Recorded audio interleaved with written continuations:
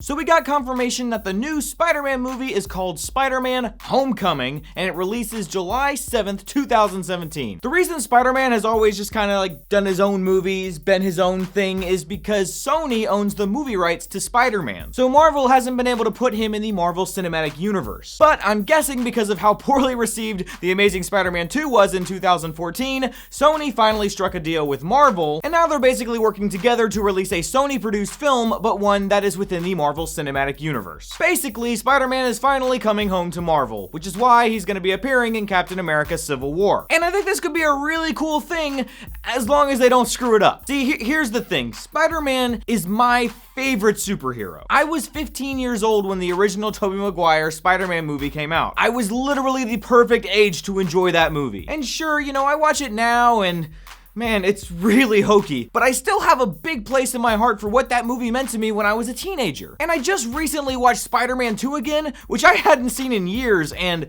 that movie is really, really good. Seriously, if you haven't seen Spider-Man 2 in a long time, go watch it. It holds up. I remember I actually cried in the movie theater when the opening credits started playing for Spider-Man 2. I had never been that excited about a movie before. The reason I love Spider-Man so much is because he's so relatable. He's just a kid who really crazy things happen to. Because, you know, most superheroes get their power because they're an alien or they're an experiment gone wrong or perhaps an experiment gone right. Peter Parker was just minding his own business and he got bit by a spider. Anybody could get bit by a spider. So now Peter is just trying to navigate through life with these immense powers that he can't just ignore. He has a responsibility to do the right thing. But that means that he can't have everything that a teenager wants. When I was 15, Peter Parker was the only superhero that I could look at and say, wow, what would I do in this situation? Because I can't relate to Superman, I can't relate to Captain America, I certainly can't relate to Tony Stark. Spider-Man is the only superhero that any of us could be, because he doesn't really feel super. He's just a kid who all of a sudden has this massive responsibility thrust upon him. Seriously, if you haven't seen Spider-Man 2 in a while, go watch it. So now with all of that said, here's my main concern with Spider-Man now being a part of the Marvel Cinematic Universe. I watch a movie like The Avengers and I see all of these larger than life characters interacting with each other and I just think, man, Spider-Man wouldn't fit in this group. These aren't his people. I don't want Peter Parker to have to fit into this Avengers mold. If he's gonna end up sharing screen time with all of these Marvel characters, I hope that they play it in such a way that Peter always feels like the odd man out. Like he never quite fits in with the group. Because if I was in the Avengers,